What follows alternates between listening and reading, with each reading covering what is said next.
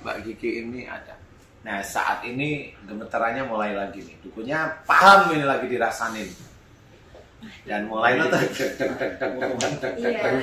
tangan mulai gemeteran. Begitu guys. Jadi insya Allah kayaknya yang ada itu kayaknya tumbal. Ini kayaknya tumbal.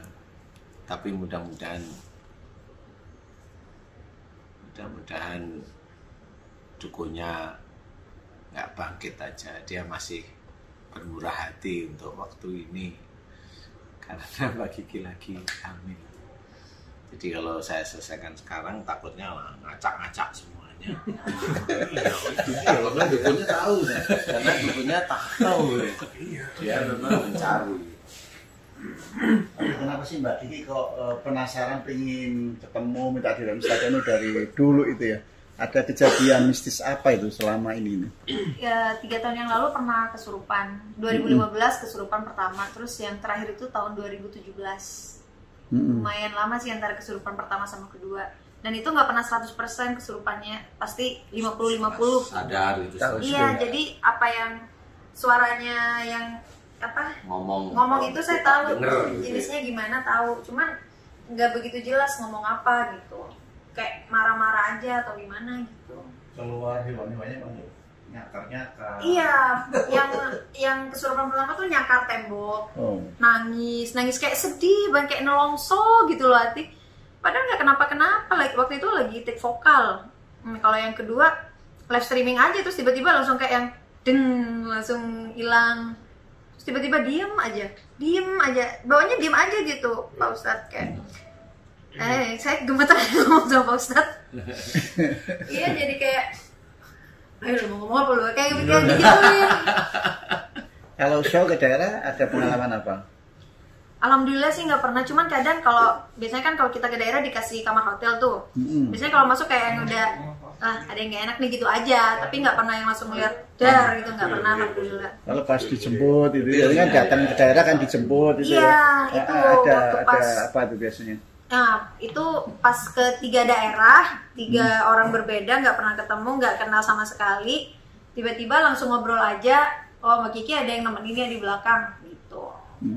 Dan itu katanya nggak kenal padahal ya, nggak kenal sama sekali. Dan itu katanya dari buyut, katanya ilmu gitu, terus ilmu ini milih, bukan kita yang minta gitu, tapi ini milih siapa nih yang cocok buat menerima ilmu ini gitu. Penjelasan yang 3 orang ini, dan 3 orang ini semuanya sama penjelasannya, nggak ada yang berbeda sedikit pun. Nah semenjak itu saya mulai penasaran. Nah kayak gini sih Mas Bobi udah paham ini ya, kayak gitu ya. Apa yang Mas Bobi?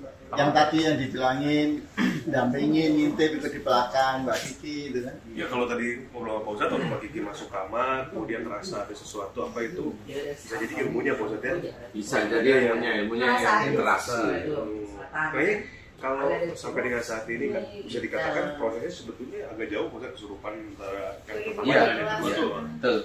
Pak ini lama sih. Mungkin ilmu dari keturunannya berupaya untuk mengcounter, tapi kan ilmu nggak bisa mengeluarkan kan gitu ya Pak Ustadz? Nggak bisa memang. Jadi akhirnya barengan deh di badannya Mbak Kiki. Jadi chaos.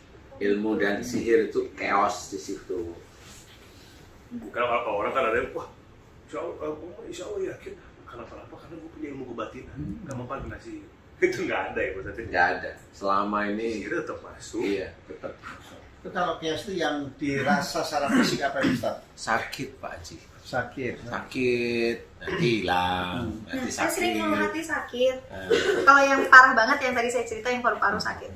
Kalau itu sakit fisik, kalau paru-paru sakit itu. Ada cairannya gitu ya? Kalau ada cairan itu berarti Mbak Kiki ini ada menyimpan marah dengan salah satu orang tuanya.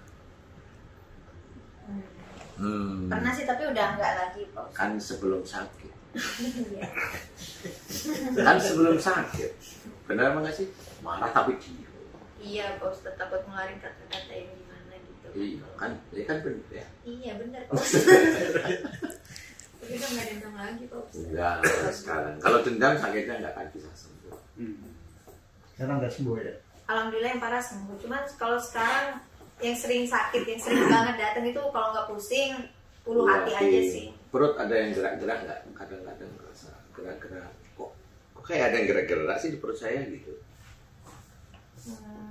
Kayak nggak tahu, udah lama sih kayaknya Pak Ustadz. Iya, ya. Waktu sering sakit aja sih di bagian bawah, iya. Bagian bawah kanan.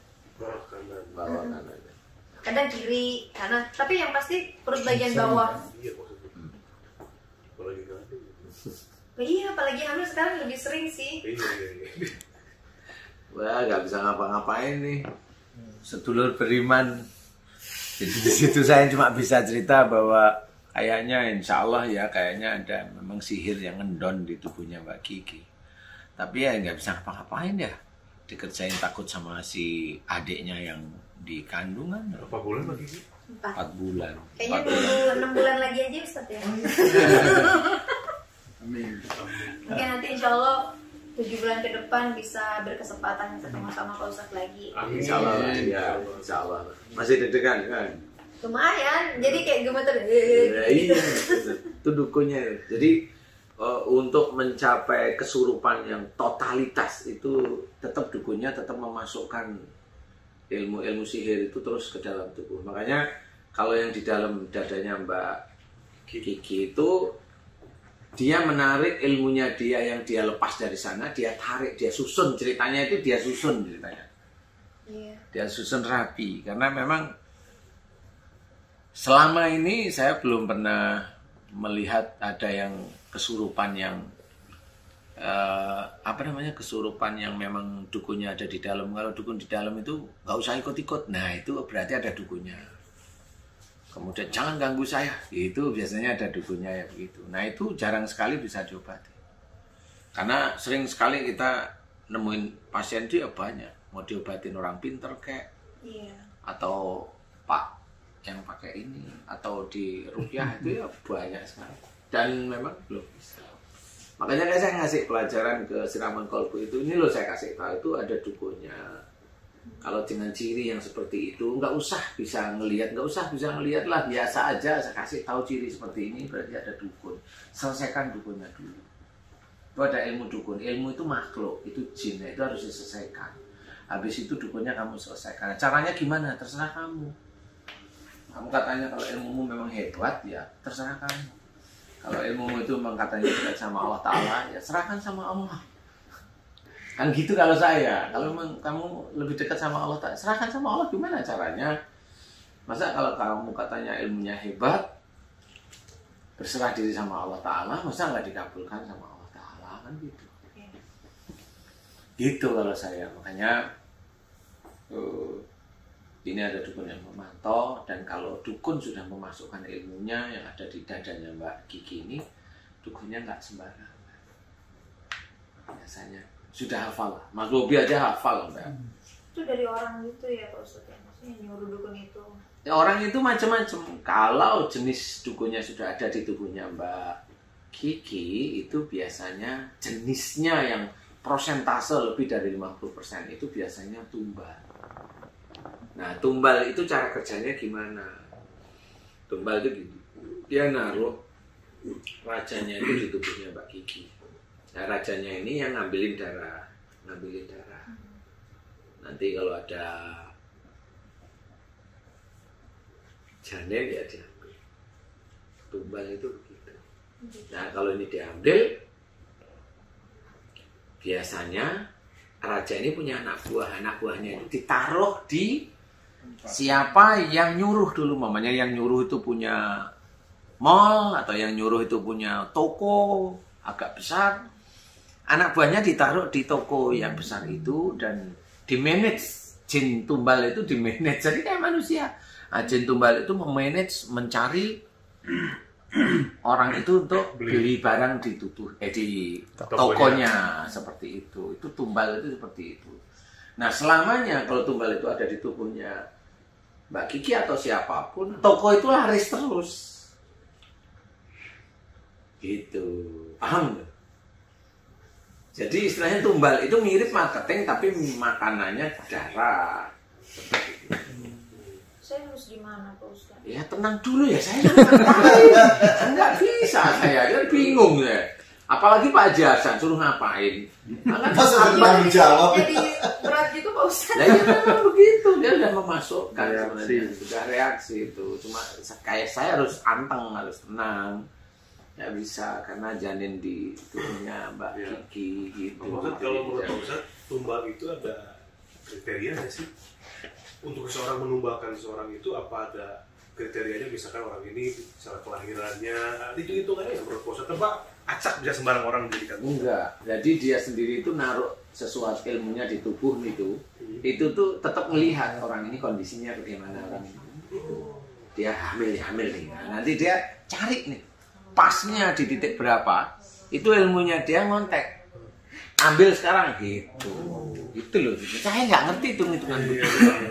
Jadi kurang lebih begitu lah ya. Kurang lebih begitulah ya, kurang lebih ya. Tungguin ya.